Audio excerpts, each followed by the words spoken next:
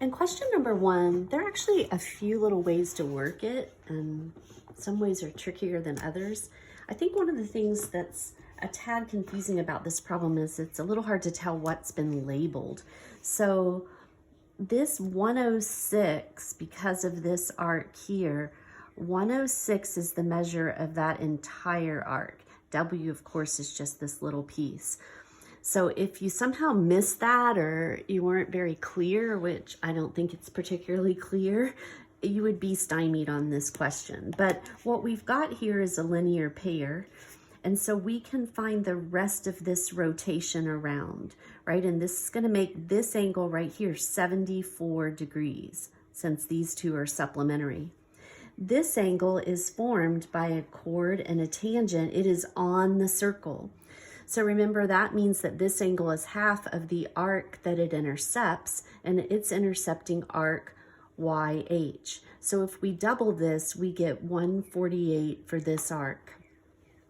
Now come to triangle YMH. X is a central angle. It's located at the center of the circle, and it's exactly equal to the arc that it intercepts. So X is equal to 148 degrees. In order to find W, if you will realize that this triangle is isosceles because MH is a radii and YM is a radius and a radius. They're both radii, and the radii in a single circle are always congruent. So because this is isosceles, all we have to do is subtract the 148 from 180.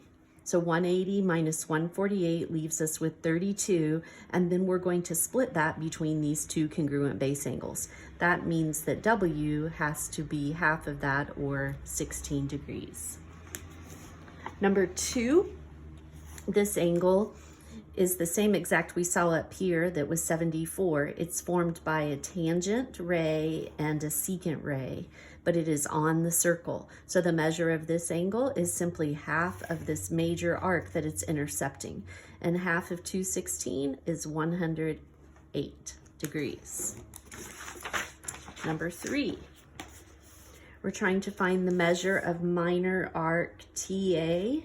And notice that we know the measure of the angle that intercepts it. This angle has its vertex on the circle. It's formed by a secant ray and a tangent line. So this angle is half of the arc that it intercepts. So going the other way, we're going to double this. So when we double that, we get 128 degrees for arc TA. All right, number 4.